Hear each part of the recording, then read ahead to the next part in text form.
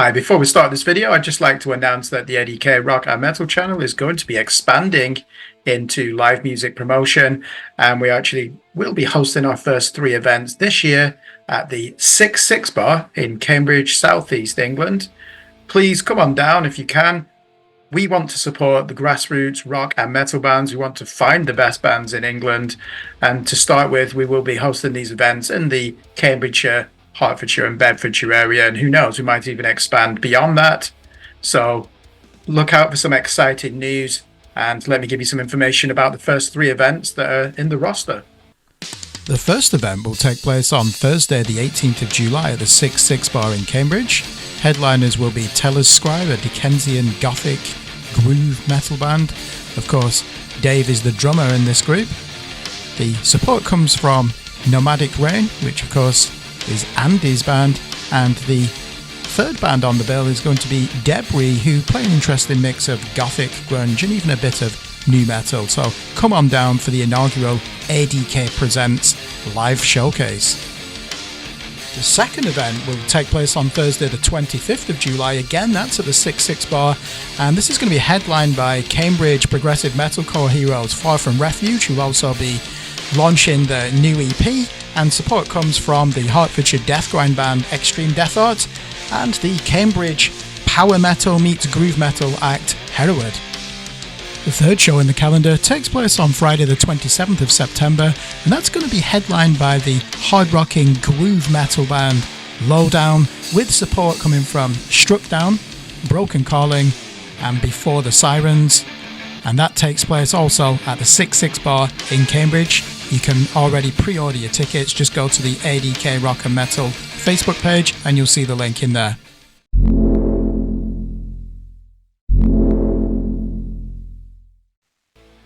Hi, it's Kirk Horton. Welcome to the A.D.K Rock and Metal channel. And today I am joined by three members of Bristol black and doom metal band Moon Reaper.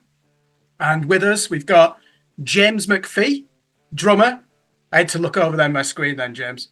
All right. Morgan Craddock. I do actually know Morgan because I interviewed you 3 years ago for our sister organisation, Scream Blast Repeat. What's up? Meant to be pointing. And then Aidan Rutter. And it turns out, Aidan, I've spoken to your brother, who's the drummer in that Sheffield post-black metal band Ball. So, small world, which will probably come up in this interview. I want to actually start, Morgan, probably best to start with you. So I reviewed your debut EP in 2021, Descent, and I got the feeling at the time that this, I know you and Aidan were recording together. It felt like it was destined to become one of those one-man bands. And then in 2022, you've reinvented yourself. So can you tell us the events from 2022 up to winning Metal to the Masses in Bristol for 2023? How did you recruit Sirin as your vocalist, for example? Well, from 22, I already had Aidan for a couple of years, and I picked up James the year before. So we had bass, drums, guitar. There was another guitarist at the time. Sadly, he is in another project now. But we picked up Jared last year, the start of 23. Shirin came about because she had another band that sadly kind of died during COVID, and she needed a project. During lockdown, me and her went over a lot of extreme vocal technique and how to produce, proper screams and learn all of the techniques properly.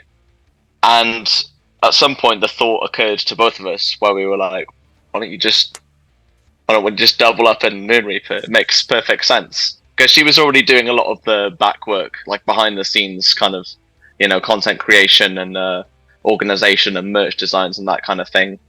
So it kind of was a natural progression at that point, because she had the skill to be in Moon Reaper, of course. So I felt like it was a good move for both of us, and I do not regret it at all. So I think we had a complete lineup of all five of us by February 2023. And as for Metal to the Masses, I think we just thought we'd give it a go, I guess, because we thought we were kind of ready. We already picked up a couple of shows early 23. We did a couple of the winter, spring shows. We did one in did one in Wales, a couple in the southwest, and we were like, yeah, we're on a bit of a roll. Let's give it a go. And it went very well, obviously. So that's pretty much it, man. It's from 22 to 23. We didn't do much in 2022. We had like 2 gigs or something, maybe 3, but we were still getting our shit together, as it were. Yeah, it feels re-energized in the camp. That's what it looks like to me from the outside. Aidan, what's that black metal band you're in? Based in Wales. You're in a band. Oh, so it's currently inactive. Basically, it was actually quite funny. We were having a band call, and Morgan was saying, "Guys, I think Moon Reaper's getting a bit busier, and I'd like this to be like our primary musical focus." Literally, as that call was happening, I got a message from my mate in Cardiff saying, "Do you want to play bass in my black metal band?" And against my better judgment, I said yes. But no, that's been inactive for a couple of years. We don't have a guitar player or songwriter, but no, that was a lot of fun. We had some plans to like go abroad and things, but they just never materialize as it goes.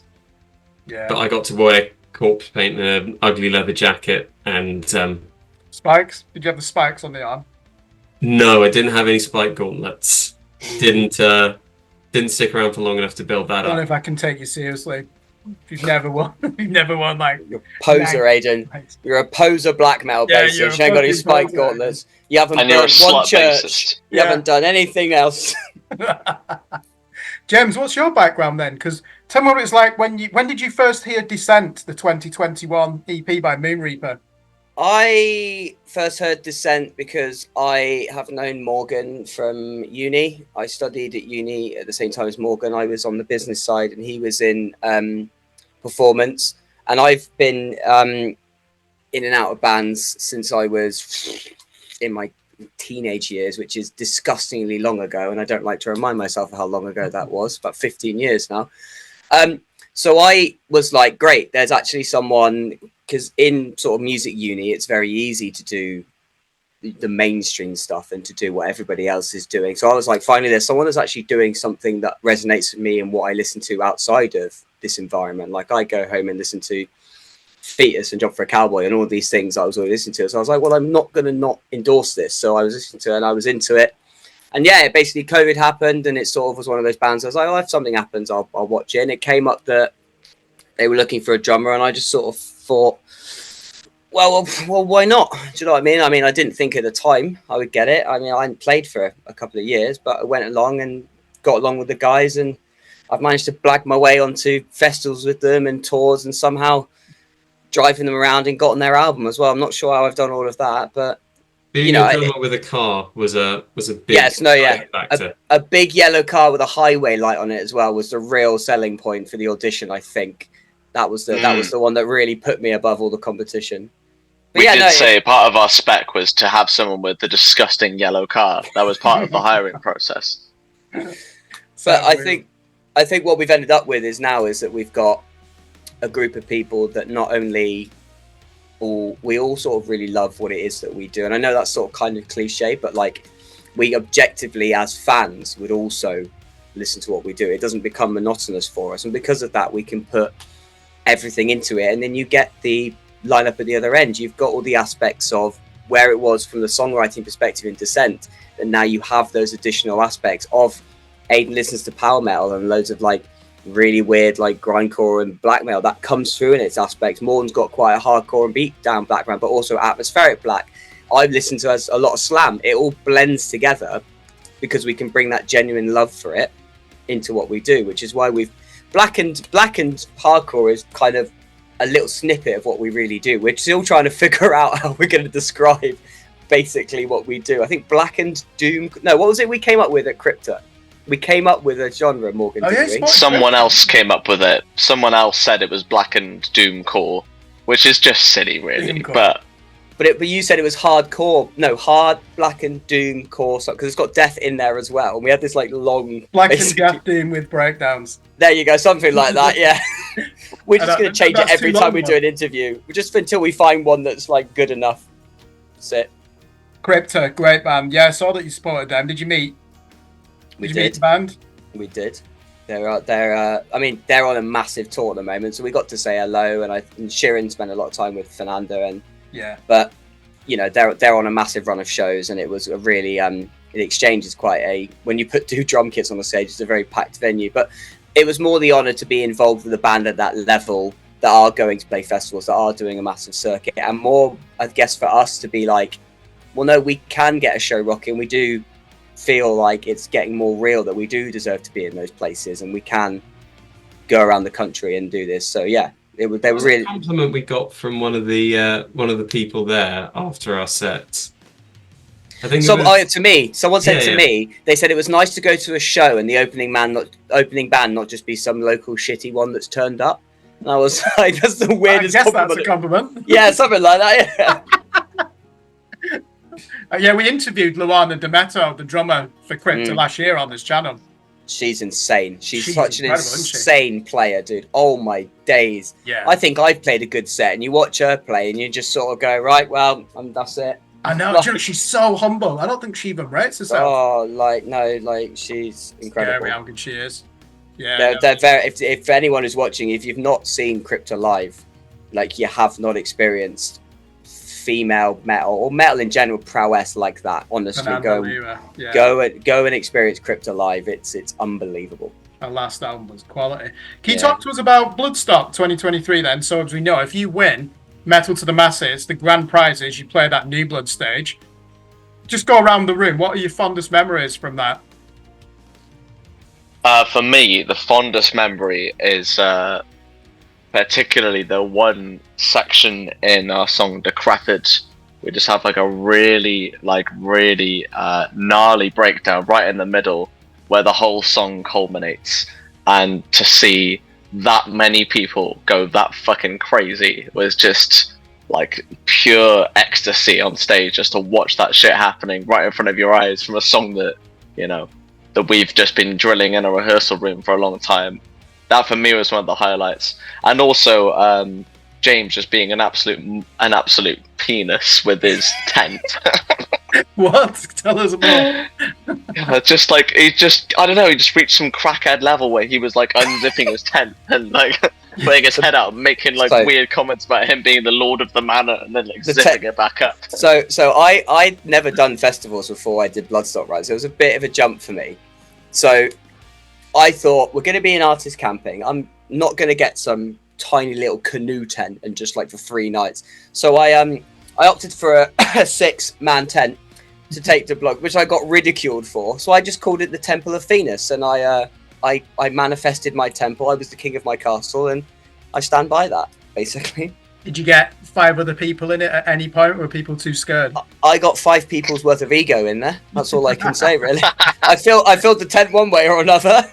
That's a good politician's answer. I like how you your retort was very quick there. Very impressive.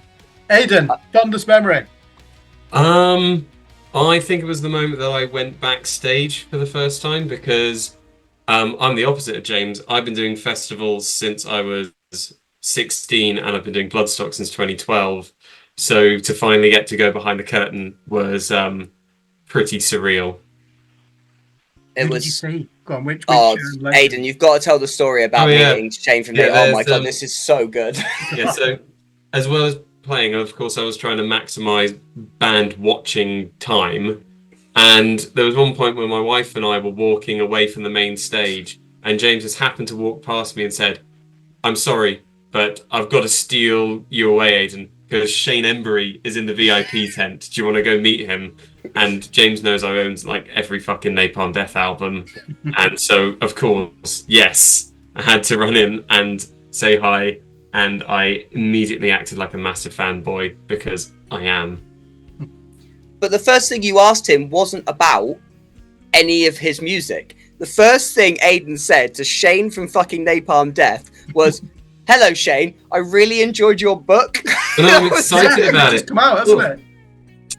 That's the thing with famous people. You don't want to tell them about the things that they've talked about 100 times. You want to talk about the stuff that they never get a chance to. That's how you butter them up. It's about growing up in Telford, Shropshire, isn't it? His memoirs. Is that what you're referring to? Yeah, I think I forget the title of the book, but it's. I'm sure it's more interesting than growing up in Telford, but yeah.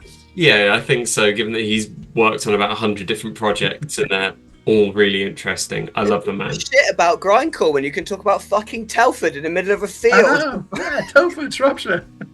Another place I've not visited, but I actually would like to visit there.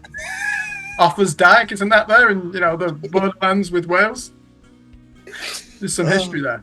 Oh god. But anyway, James, even though you were talking about the tent, what's your fondest memory? Doing any like showmanship with the drumsticks? Before the breakdown or anything like that? I think my fondest memory and the thing that I've taken away from Bloodstock the most is that anyone that hasn't done it, and you hear people say Bloodstock is a family orientated festival, like it is a family, and that's never rung true more than having gone there, having never done that sort of event, never done that environment. Like, you just feel so at home immediately. All of the people that make that New Blood stage work are God's gift to new bands. Like, they have done it for years. They have, within their own right, they've got years of experience. They don't need to be doing that for like very, very, they could probably be doing Download or doing major festivals they wanted to, but they don't.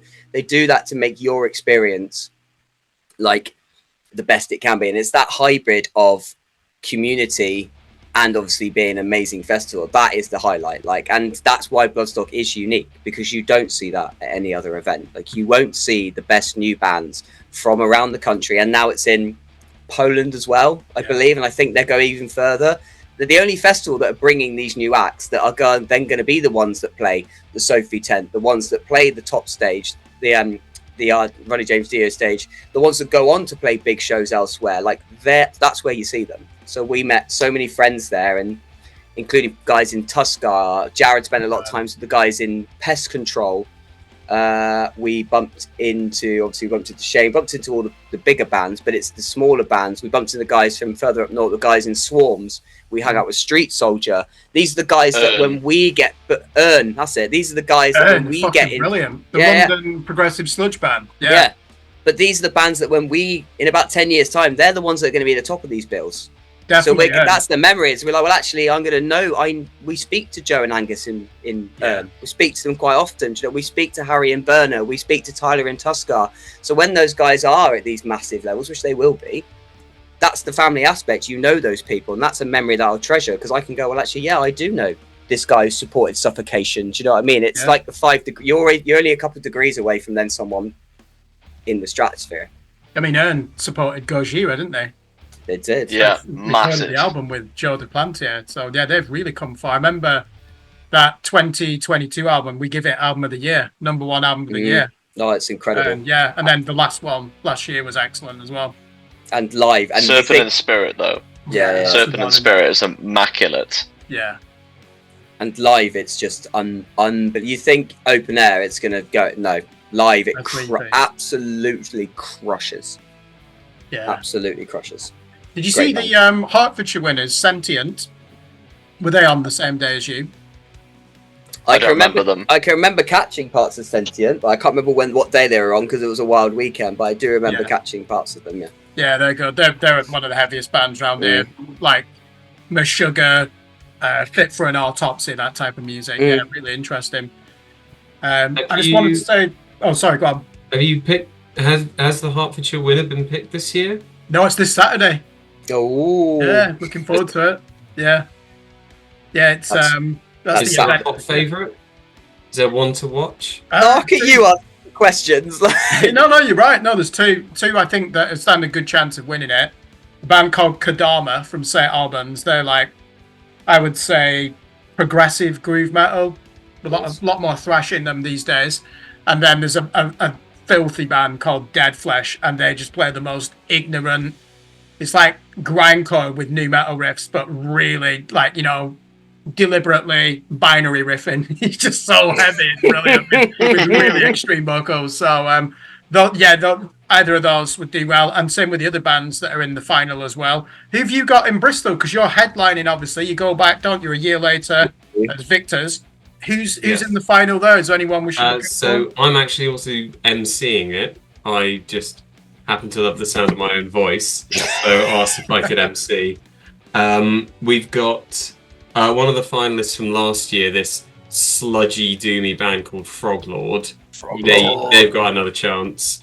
Our mates in Dia's Holocaustum, are having another go after. I think the last time they tried was 2020.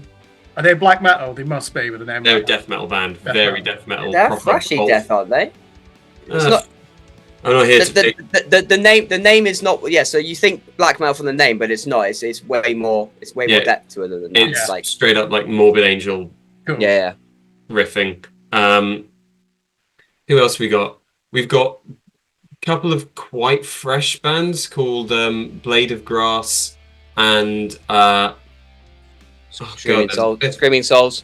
Screaming Souls, yeah. And then there's one final act called Land Captains, who aren't a metal band, but they would fit perfectly on a bill with Clutch. So Cool. if they win, Yeah. they absolutely cannot play the Friday afternoon because they're just such rock and roll boogie fun time. Yeah. Type of But band then- that you just want to have a beer and watch. But then Sheffield had one like that as well. I don't think it's not that they're not a metal band. They're It's just rock not. and metal, I think. Well, anyway. exactly. Do you know what I mean? They're not. They're more of that sort of party, Yeah. Steel Panther, not Steel Panther level, but do you know what I mean? Like it's that. Yeah, it's not- was it last year that when Ugly Kid Joe played? Yeah, so do you know what I Yeah. mean? Like the I know festival, that. the festival does have a little bit more sort of. It doesn't have to be all grunts and squeals and culty Yeah. bands all the time. Especially this year, they've got loads of like. I mean, it's power metal stock this year, from what I've seen. Aiden Yeah. is very excited about this, by the way. Aiden's a very big power metal fan. I mean, you got like Unleash the Archers, Corporal Clarny, just to name a few. Night Flight Orchestra, Beast of Black. Beast of Black, Beast of Black, man. Grand Love Magus as well. Grand Yeah. Magus, yeah. Yeah, so like the festival's always changing, but ultimately metal is just metal. Do you know what I mean? Yeah. Like you can listen to the deepest, darkest porno grind, or you can listen to really light and just sludgy Clutch. It all, as long as you can bang your head. I don't think there's any real rules in that aspect. Yeah, that Unleash the Archers album disappointed me. I love the one before it, but this one I only give it a 6 out of 10. Just didn't connect with me. No, did they miss the target? They did. They missed the target when they were unleashing. They were getting ready and they just missed the target. Unfortunately. No, the best power metal album that's come out this year is the new Freedom Call album. Are they Oh, from God. the Netherlands? Oh god, No, here we they're go. German. The band are fucking ridiculous. I don't mean that in a positive way. They're like they are, unironically the best Yeah, time. They unironically. love life, and they want Isn't you it? to love life as well. There's a song in the new album called "A Quest for Love." There's nothing like playing like heavy riffs at a show and then driving home with Aiden and you just get like blaring power metal. It's a real palate cleanser. Whereas Morgan drives home and listens to like Black Tongue and End Yeah. and just in the dark. So, what do you know? What? Andy and I have actually reacted to Beyond Obscurity. We've not put it on the channel yet, Ooh. and he loved it. He loves doom metal. I said, Andy, you need to listen to this band, Moon Reaper. So inevitably, he was skeptical because I recommended it, even though we're on the same channel. And he loved it. He really did. I think he's probably had to go on. He's gonna have to go on Bandcamp to buy the CD to hook it up to his van. I don't know what he was saying. His setup is, so look out for that. But we were saying, Beyond Obscurity, the new single. If this was Metal to the Masses Hitching, we would fucking love that, Andy and I. But I don't think you'd win it because perhaps it might be a bit too extreme. Even though sludge metal and post metal and flats big in Hitching, I just don't know how this would come across. And I want to really ask Morgan. To me, like post metal, sludge, doom, it always seems to be preserved of people 35 or above. Why are you the exception to the rule? You've been doing this since you were like fucking 19 years old, haven't you? Playing this type of music? I mean, a very arrogant answer would be that I'm just exceptionally mature. But I think the real answer is I just smoked too much weed in my life, and I just like the slow, sludgy kind of continually pounding on riffs. That's probably the real answer. But honestly, man, I couldn't quite quantify why I love doom. Post metal has much more variance in the sound, and there's something grandiose about the atmosphere of not just post metal, but for example, atmospheric black metal as well. And I feel like it's a very immersive type of metal, and I like that. It's a transcendental type of metal, which interests me philosophically, as well as simply just like, heavy chugs. But as for doom, doom can be dumb, doom can be complex. Something like Conan, though, which I was is a gonna say doom Conan. band that I really love. And Conan, there's not much complexity about it. It's caveman, right? They literally It's call fucking it brilliant. caveman battle doom. Yeah. I don't know, man. It just hits really hard. But what I have noticed about Doom is it always sounds better live. Always. I've never listened to a Doom record that I've heard live and gone, it's better on record. Almost everything Doom wise is better live. So maybe I've been to a. Say again, sorry. You are putting an interesting angle on it. You're putting your own stamp on it, though. You know, there's like jet riffing in there as well and breakdowns. 'Cause I know you like Malevolence, don't you? Yeah, I'm a big Malev fan. Yeah. Since the beginning. Beginning. I think this is what we were sort of saying earlier, though. Like, we try not to. We struggle to define what it is because we don't want to pigeonhole ourselves. And like as you say, if you get labelled as a caveman doom, let's say, all your fan base will ever expect is caveman doom. And that time when you do change it, I mean, look at Opeth as a massive example, right? People are like, right, this is what Opeth is, and as soon as they go, actually, this is not what we are. So many people will like go, well, that's no. I'm expecting this. Do you know what I mean? So I guess we've got so many things like, yeah, doom is the main focal point where we come from, but like one of the songs we've written recently, like called Soul Crusher, it's the furthest thing from a slow sludgy doom song you can find. It's a chugging death metal inspired, do you know what I mean? But it's still within our sound and it's in what we do. So that's why I think we like to sort of weave in and out, but therefore can't define ourselves either, which is a bit of a struggle at times. That's what makes it interesting. Sorry, I was going to say it has its pluses and minuses. Like James said, we're not pigeonholed into anything specifically, and that allows us to kind of do what we want. You know, we can get away with doing a lot. If we wanted to write an 8-minute long, just Doom, like pure Doom track, we could do that. Or if we want to write like a 3-minute hardcore banger, we can do that.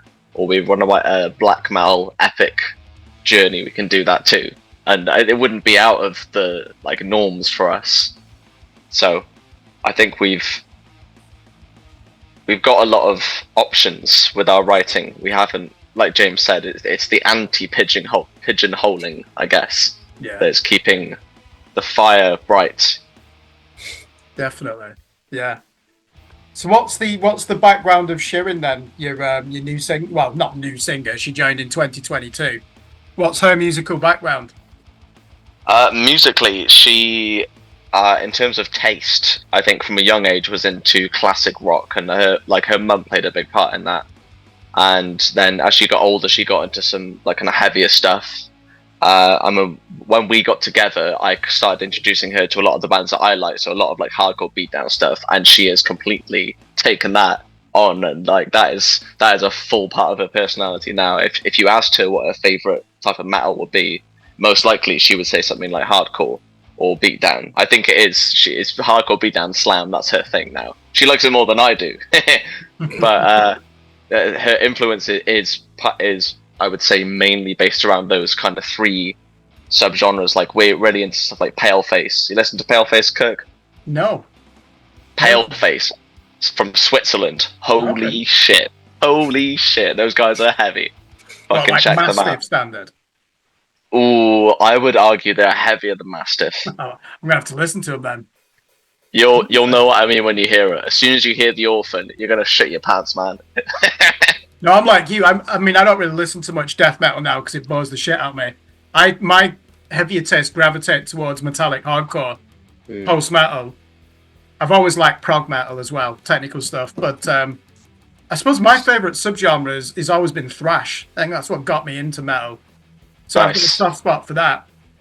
Death metal, I'm very selective now. It takes a lot to retain my interest. Like, for example, that new Aborted album, I just thought it was boring as shit. 5 out of 10. Next album. You know, and this year, I've gone through all the big names, and in death metal, nothing's standing out for me. Whereas, I think it's only over the last 5 years where I've really gone into slower forms of metal because I've realised that it's just as heavy. And Moon Reaper is really a comfort zone for me now. I listen to that type of music all the time. And I think that's it was always going to connect with me, the new EP, but I just think it's so imaginative That's what I enjoyed about it as much as anything, because you just don't know where it's going to go, do you? And I want to actually, I can't get my head around the lyrical themes of Moon Reaper. You're going to have to help me out here, Morgan. So, in a 2021 interview with Scream Blast Repeat, you said that the physicality of being able to obliterate anything, transcending space, time, and living for eternities, are all themes explored in Moon Reaper. So what is the persistent theme of Black Sun Sorcerer, your current EP? The persistent theme is the extraordinary and metaphysical, perhaps, things that happen inside black holes as a space entity. But there is, I would say, the songs provide the same description from different perspectives, i.e., astrohypnosis, for example, the process of being hypnotized by the wonders of what you're experiencing. The necrochasm being another description of what is within a black hole. Black Sun Sorcery, the process of perhaps summoning one. I'd say that it's all very kind of ambiguous, but it roughly ties together in a way that I wouldn't want to give too much away in an interview, because I'd like people to make their own interpretation of course. But as for the physicality of it, and the eternity and all that stuff, I'd say it still applies. It still carries through into the newer release. But I think thematically we're further down the line than we were with Descent. Descent being the beginning of the process, and now we're kind of in the soup. If you know what I'm saying. No, you're right. I mean, abstract deliberately as well. And when you listen to track number 1 on the EP, you're right. I interpreted it my own way. It felt like a vortex sucking everything into it and regeneration. And I like the violence of the vocal delivery. I think that really helps to tell the story. So when you were writing that song, are you and Shirin like alternating verses in that? Because I've seen the video. I think you are, aren't you, for quite a lot of that? In Beyond Obscurity? Yeah. Yeah, we are we're alternating lines in each verse in the slow, sludgy beginning, for sure. And then Shirin takes the kind of the next step up from that, which is like the next section, where things get a bit moving a bit faster. And I think that section suits her vocal style a bit more. She's got a very strong mid scream, as in like mid-range scream. And I think that bit really suits her. But then we like doing it back and forth because it allows the end of, for example, my scream to overlap into her scream. So it seems like it never fucking ends. It's like one scream into another, and I think that provides a really overwhelming listening sensation. In the same way that if everyone stops playing and you hear there's silence in the track, that's also captivating in its own way. It's kind of the inverse of that, I think. Yeah, it's interesting what you said there. I was watching an interview with Stephen Wilson from Porcupine Tree, and he was saying the reason he doesn't buy a vinyl and he prefers CD is because for those moments of silence on a record, it's going to be spoiled on vinyl. I just found that really interesting. Well, he's just actively wrong in that opinion. Look at all this vinyl behind you. Like, he's just actively not correct at all in that assumption. And also, Stephen Wilson, I've seen videos in his house. He has an enormous vinyl collection. I don't know where he's pulling that quote out of. Stephen Wilson, we're calling you out. I'm old school. I'm CD only. CD only. So I'm happy with his to support his opinion. Yeah. I just want to ask a bit more about, you've got some good festivals coming up. James, you're going to be driving up to Barrow in Furnace in the disgusting yellow. Well, there's so much wrong about that. we are going up to Barrow in Furnace, yeah. So yeah, I mean, Cumbria is going to be amazing, and that all came from meeting up with Matt from Repulsive Visions, even at Bloodstock. And yeah, I mean, we want just any opportunity to get around and play more places.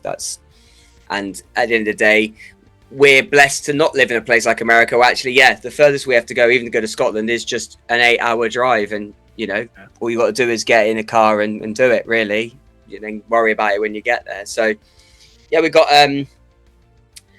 Borough and Furnace. We've obviously been playing a few hometown shows. I think we're heading to the southwest. Yeah, you're playing Plymouth, aren't you? Have you got in August? Godthrim, headlining, aren't they? There may be something in the Midlands sort of area as well, but I'm not sure about that yet. I think we just have to finish off confirm that. We may be coming back to the Midlands as well in August, and then hopefully further and further beyond, basically. But yeah. Barrow and I know Matt from Repulsive Vision. They're so good. Talk to me about how good Repulsive. Oh my days! Yeah, they should have an album coming out. You should be contacting me to let me know about it, because I did. We did a review of the Death discography together. Went through all the albums. Chuck Schuldiner, and I haven't spoken to him for a couple of years now. Be good to hook up with him. Good lineup. Wormrot headlining in Barrow and Furnace, and that American band Morn. Morgan, you must like that new Morn album that came out later. I did check it out, and I didn't like it as much as I thought I would. I was a couple of. It is. I'm picky. I'm a picky listener. So I don't know. It didn't really capture me for whatever reason. I can't quite put my finger on. And also, I was very tired when I listened to it, so that might have had an impact on my listening experience. Yeah, they're signed to Metal Blade, aren't they? So I was trying. I think I was going to arrange an interview with them at some point. It just fell through. But I've noticed, that one you're playing, the One for Sorrow Festival, Hertfordshire Legends, Countless Skies are on that bill. I'm a big fan of them. What a band they are. And we got offered that because I'm helping out with I'm depping for one of the bands on that bill as well. Which band? Opia. Their guitarist is the promoter of this tour with Godthrim, and they needed a bass player for the weekend, and so I'm stepping in, and so might as well bring my main band down as well. We're just tagging along. All accessories. Get on the ladder. You're doing the right thing. Can my friends come as well? Yeah. You're networking. You met Matt from Repulsive Vision at Bloodstock. Made a contact, got on a festival. Yeah. Aiden's got a gig and then just thought, right, I'm bringing Moon Reaper as well. That's what it's all about. It's about making friends, isn't it? And that's what's great about the scene in general. You can just make friends from shows, and that leads to. I mean, we bumped into the guys from Orbit Alignment, I think they're called, or something, in Sheffield. They're Nottingham based. You know what I mean? So we know the guys in Nottingham. We met, as I mentioned, Beardo from Newcastle. He runs Get Heavy Fest up in Trillions. These are just places we wouldn't go without just meeting people at festivals, at shows, and just chatting. And obviously, Metal to the Masses is a massive part of that, because obviously you get connected to all over the place because of that, and meet people like Simon Hall who can give you many opportunities. So yeah, we're looking forward to it. Metal to the Masses is the ultimate grassroots promoter, isn't it, of underground metal throughout the UK. In fact, what surprises have you got in store then for Saturday the 6th of July, when you go back to headline the grand final as guest headliners? Any new songs in there? Oh, there'll be a couple of new ones in there for sure. We're going to play our EP in full, as will be expected of us. I think the surprise will be just how fucking good we are. It'll just be a surprise, won't it? I think what we want to do is we want to go back and show the bands that are competing that what the standard is. Well, not even that, but all of this is achievable. You weren't being serious then. Don't take anything I say seriously. You're definitely not being serious then.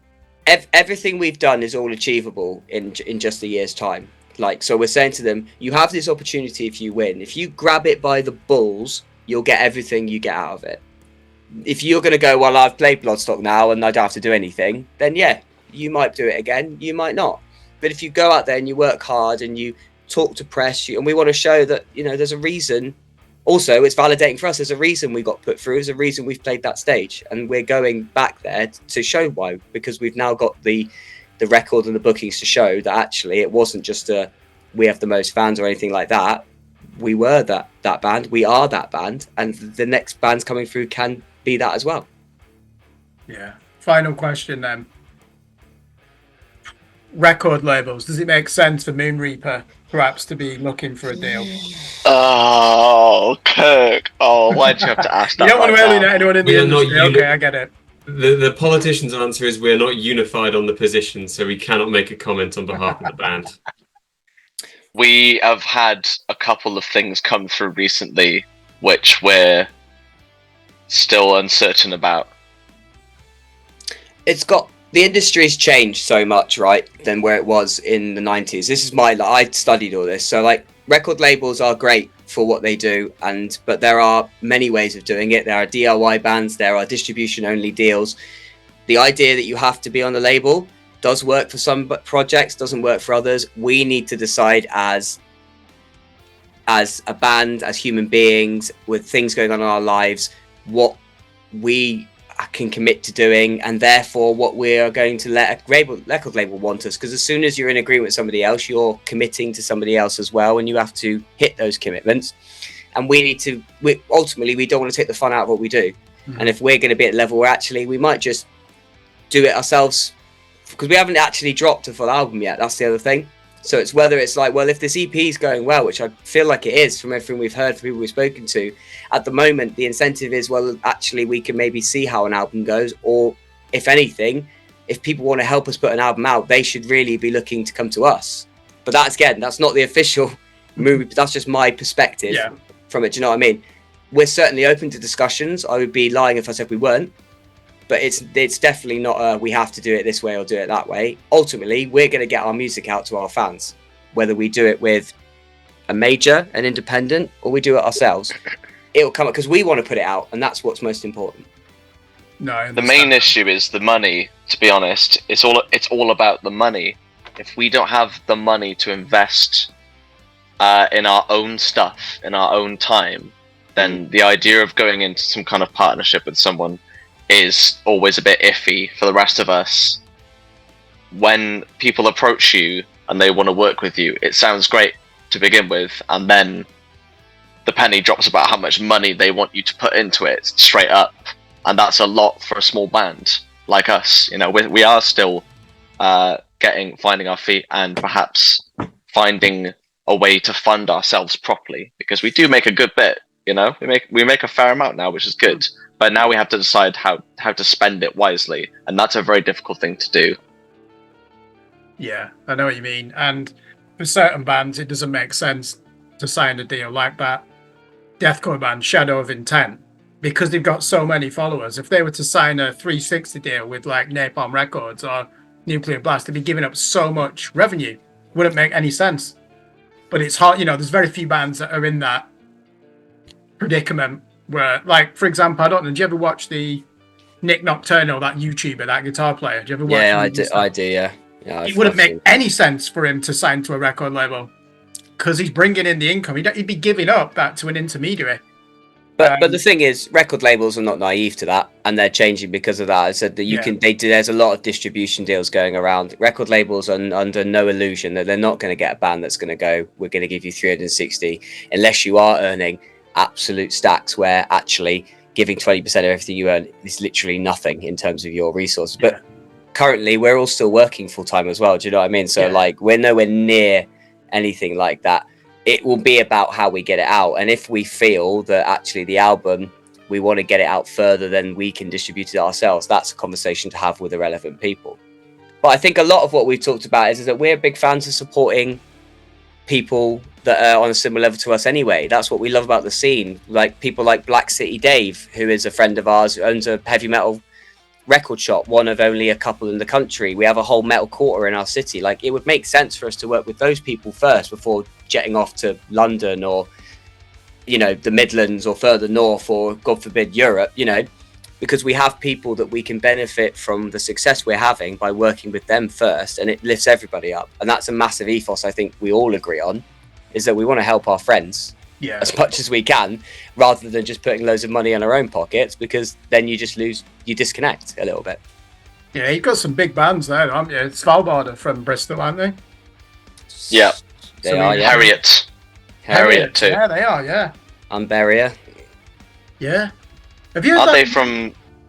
They're from Somerset, not from Well, Bristol. they're from the area. from Avon? And have you heard that band Urza? I interviewed them the other week. Yeah, we They're fucking awesome. Morgan, they you were- must be into them.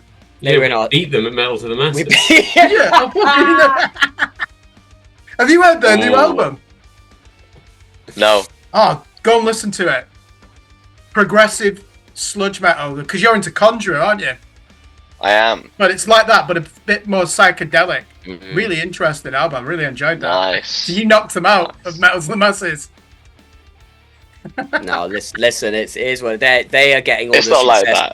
that. They're getting all the success they deserve for what they're doing. They're doing it their way. Like clearly they don't need it the same way as they do. They were picked up and they've had success through it. Do you know what I mean?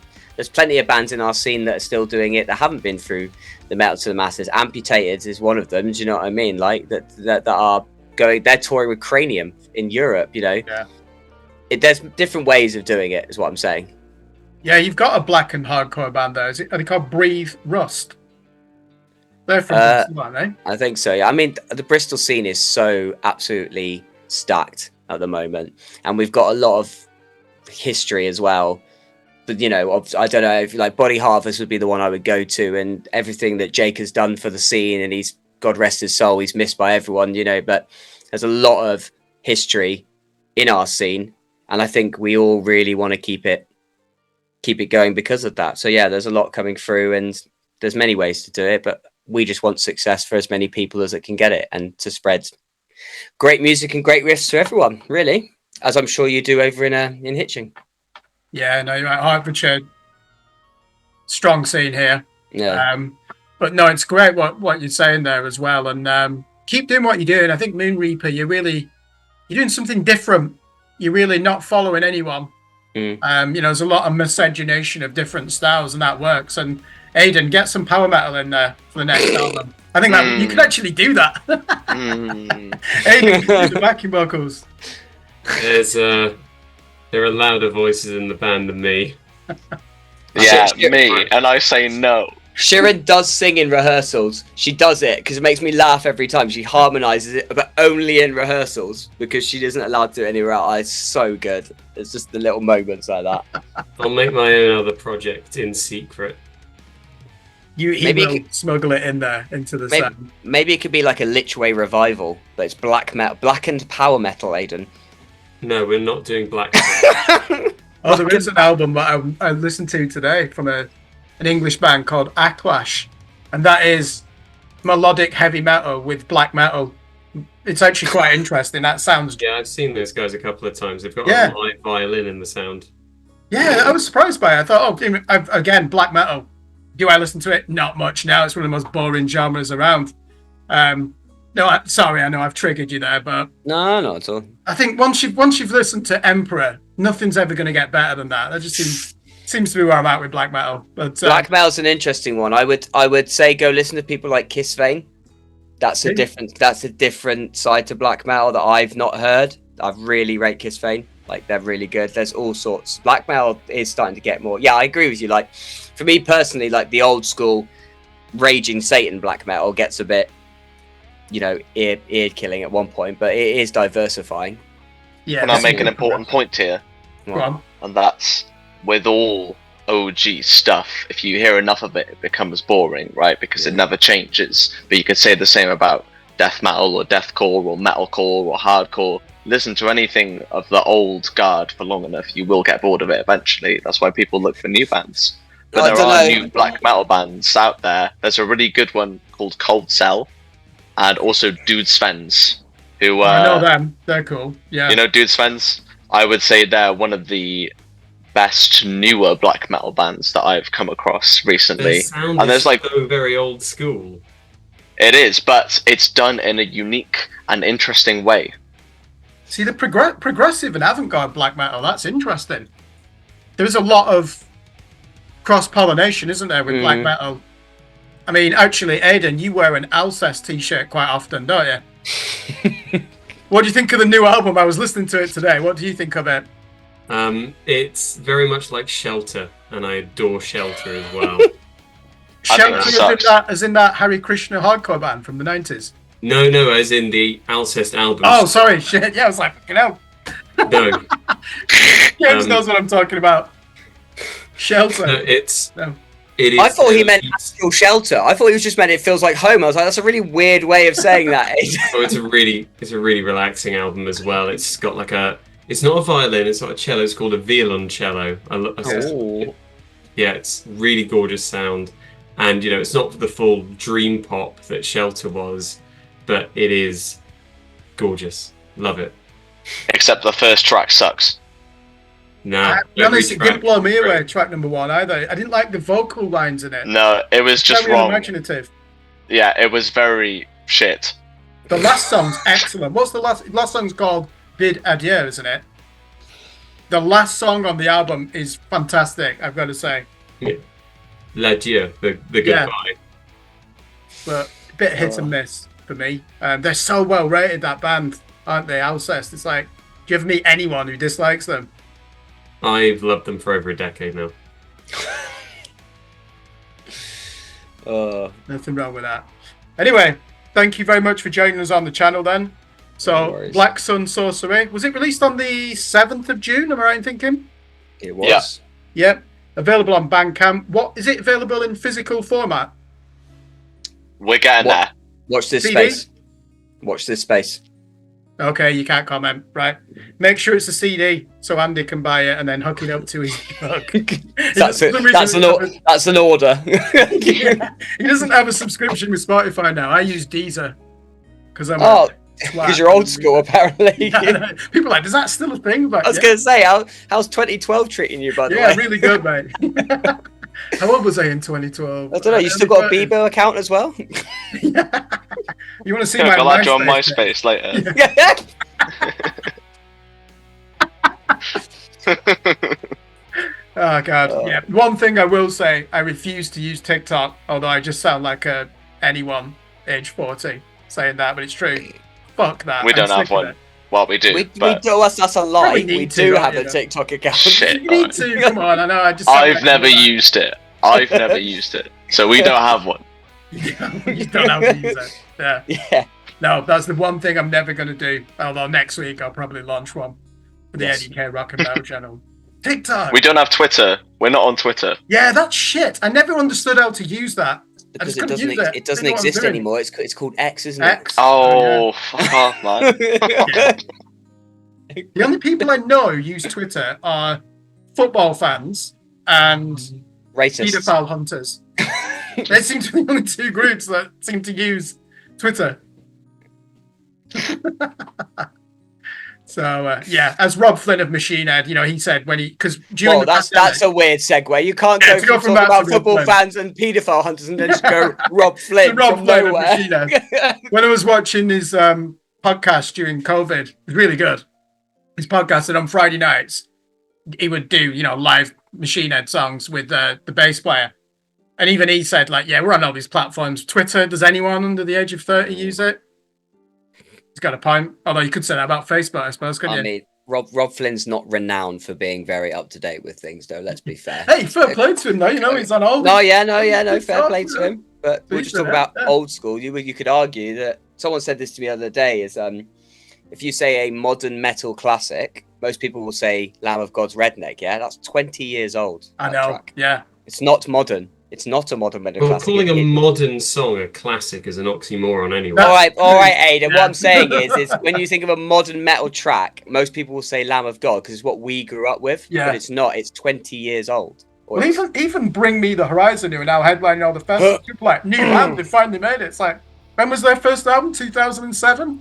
Oh, I remember that album as well. Pray for Plagues. I remember I- that one. I Everyone don't mind fucking that. I hated don't it, mind didn't that headliners are bands that have been around for a while. Yeah. I don't want to see a headline show at a festival of a band that's only put out 2 albums. Mm. What's the point of having a 90-minute set if you only put out 100 minutes of music? But yeah, That's- look at the early 90s, because, James, you've studied this period. Reading, 92. Or I'm just old. One of the two. Nirvana You're headline. so old. 92. You were so old. It's You just made a I've studied the documentation I am of this old enough. entire decade. I'm old enough not to. I was old No, I'm old. I was only 9 at the time, but 1992, right? Yeah. Nirvana. When I was an infant, yes, but carry on. Nirvana headline, but obviously they'd sold 10 million copies of Nevermind, but they only had 2 albums. But so you're right, Aiden. It'd be strange now, wouldn't it? Like the Smashing Pumpkins headline read in 95 before they released Melancholy and Infinite Sadness. You just don't get that now in metal, do you? Or rock. You know, like Sleep Token are not going to be above fucking Testament on the bill, are they? Wow, you say that. There's rumblings that they'll probably end up doing Download next year. I wouldn't be surprised. Well, I mean, they sold out Wembley. Exactly, I wouldn't be surprised. Sleep Tokens, to be fair to you, Sleep Tokens are a bit of a bad example because they have gone from like they are the unique one there. But generally, you look at a band like Opeth would be a better example. They are just getting to the point where they're headlining a Bloodstock. I know. Right now, many people would argue. Okay, but what I'm saying is that many people. I'm the one who knows. Right, but many people would say, as you said, they should have done it more than 3 times per now, and they should be going on to do a Download at a higher. But you know, it's just different events, and they wanted to do what they want to do. I mean, I remember when we were actually in Bloodstock and they announced Architects for this year, and it was a really weird response. I mean, a lot of people were like, yeah, I want to, but some people were there like, Architects. Yeah. But then you look at what Architects are doing, and you can totally see why. They got to number 1, didn't they? But you can totally see why they've booked it, because you see their Wembley shows, and it's absolutely rammed. Absolutely rammed. Yeah. Well, it's like that with Bullet for My Valentine. And I was speaking to a guy who went to see him, and Ginger was supporting. I was like, fucking hell, that's a risk, having Ginger support you. They're going to blow you off stage. It's like, yeah, but as soon as Bullet came on, everyone was just chanting the choruses. It's anthemic, emo, like thrash, isn't it? My hot take, right, is next year Bloodstock is either going to be Pantera or Judas Priest. That is what I'm calling that now. June 2024, next year, or both. Is it Pantera really though? I don't think it'll be either. I think it'll be one of them. I think Pantera wouldn't. I don't think Pantera would do it because I don't think Bloodstock have the money to pay Pantera. I don't think it'll be Priest because Priest did what, like 2 years ago, 3 years ago. Yeah, but they've released an album this year, so they're going to do Download or Bloodstock. They're either going to headline Download, or they're going to play Bloodstock. Who's headlining Download this year? Oh, it's been and gone, hasn't it? It's been and gone. Download was a couple of weeks ago. Who headlined it? Fallout Boy. Fallout Boy. I fucking hate that band. Sorry. I detest that band. And do you know what pissed me off with that Periphery 4 album, Hail Stan, which is amazing? There's a song on there that sounds like Fallout Boy, and I'm like, what are you doing? Either that, or I'm crying out, and this is like a direct cry out to Bloodstock. So, like, please just have a stupidly heavy death metal. Have like Fetus headline Bloodstock or something, please. I will actually cream my pants. Like, we need a disgusting death metal headliner that is just the most disgusting you've ever seen. Weekend Nachos, Power Violence. Yeah. No, that song I just showed you, Jock Power Violence by Weekend Nachos. It's a Power Violence tune, but it's got the dude from Fallout Boy on it. It will make you like Fallout Boy. Yeah, because do you know they were in a hardcore band, 2 of them, called Race Traitor, really heavy. Like their credentials, you know, that drummer from Fallout Boy, not in doubt. He's so good. He's such a good player. Yeah. Yeah, because I just reviewed one of the albums he's on from a vegan straight edge band called Sect, with members of, you know, that band Earth Crisis from the 90s. They were like really heavy, to be fair. And so Fallout Boy, it's not really a side project, but to be fair, his credentials are impeccable. But to be fair, Download is his own animal, isn't it? Like it's basically just Kerrang magazine, isn't it? Well, but the size of it, Go on, Morgan. Why did that piss you off? No, it didn't piss me off. I just thought it was a bold comment. That's all. I don't think it's too far from the truth, to be honest. No, I don't think so. I think that there's a lot of Kerrang bands that fit nicely on Download and vice versa. However, we'd love to play it though. I'm just going to throw that out. Of course. I don't think that Kerrang would sponsor us necessarily, but like the Dogtooth stage at Download is stacked full of sick bands.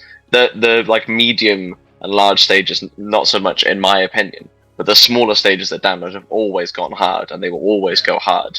And when I went Download 19 and 18, there was some fucking amazing lineup. I saw Knock Loose and Malev and Higher Power one after another in that 10, and that was insane. So you watched a bad band, then you watched a really good band, then you watched a band I didn't hear of. I know, Higher Power, not that good, right? No. What do you think of the Knock Loose album? It's screechy. I love it. That is brilliant. That track number 1 is. I actually thought my headphones were going to explode when I was listening to it. You know, because there's so much fuzz on it as well. I can't get into Knock Loose, dude. I just can't. Vocals are a massive thing for me for bands, dude. I can't get over it. Yeah. Would you say I even tried them at Bloodstock just to prove a point. And I was like, surely my band. I was just, I can't get over this dude. It's just screeching at me constantly. I was like, nope, I'm just out. Somehow that actually drags me in, you know, because hardly anyone does the hardcore vocals at that pitch. It kind of works. No, I don't know. Yeah. Sorry, not for me. I'm gonna have to edit some of this interview. There's me. No, you do. Calling bands shit, which is not good. we have talk shit about so many bands here as well. Yeah. Well, I'll try to make sure that. No, we love all metal in Moon Reaper. We're very accepting, and we wouldn't dare say anything controversial or alienating. No, exactly. Aiden, go on, say something controversial and alienating. Well, I can say something you're going to have to edit out. Go on. Oh. You are allowed to call me a 4-letter word, but I will have to. No. It's not an opinion or anything. But we do have something exciting that we can't say publicly until Tuesday. Ooh, right. Okay. This won't. I'll make sure it doesn't go live until after then. Nice. We're playing Bloodstock again this year. Yes. Did you just get invited back? Or how did it come about? Simon saw us in Sheffield, and he hit us up last week to play the Sunday Sophie stage, which is fucking intense, dude. Like, yeah, man. So you were on the New Blood stage last year, and now we're doing Sophie tent, which is wild, to say the least. Awesome. Congratulations. I'm really pleased. Thank you. Well done, Morgan, for making it the primary project. Yeah, wow. And convincing people. Although you'll see when we do our reaction to your new single, I'm like, I hope you don't split up with Chewing, because that would be the end of the band. That's what Andy said. It's like, fucking hell, Andy, that's a bit harsh. Oh, so funny. So funny. Just put my relationship and band on the line at the same time. Yeah. Living life. No, I think that it is likely that they will both last a very long time. And if anything, the relationship will outlast the band, in theory. But I hope that they both exist perpetually. Well, I hope your relationship lasts. You put a fucking engagement ring on it. So if you Was she in the band before you got engaged to her? Well, yeah, he's not going to marry a crap vocalist, is he? Come on. Yeah. That was part of the test. Oh god. No, Sorry, she joined in, I think it was October 22, and then I proposed December 22. So they're quite close together, to be fair. I thought I better make sure she does all right in the band first. To be fair, it was something that was discussed at length, and it was something that we were quite. It's not like it was just like she just joined randomly. It was a discussion that we had, and we tried it out, and then we tried it live, and there was always a conversation that if this wasn't going to work, we'd know. And it just hasn't got to. It doesn't get to that point. It clearly does work. She brings a lot of things to the band and to the group that are assets. So there's no reason for us to go, well, why would we get rid of something that clearly works? Like there's just no point. Yeah. Keep up the good work then. Yeah. Well, thank you very much for joining us on the channel. I could go on for another hour, but I know obviously it's getting on for 10:15. And we'll have to edit too much of this out. You'll have to have us back for another chat. Perhaps post Bloodstock, we'll have another next chat. Next album. You can appear on the Behind the Album series for Screen Bells. But you've got to score an 8 out of 10 to qualify for that feature. Okay. We'll try our best. Excellent. Well, go out and buy the new EP from Moon Reaper, Black Sun Sorcery. There will be a physical format version available soon. It's on all the platforms. And I definitely enjoyed the album, and anyone who likes extreme metal will certainly be able to get behind this record. So thanks for joining us on the channel, guys. Cheers. Cheers. Good night. Cheers, Kirk.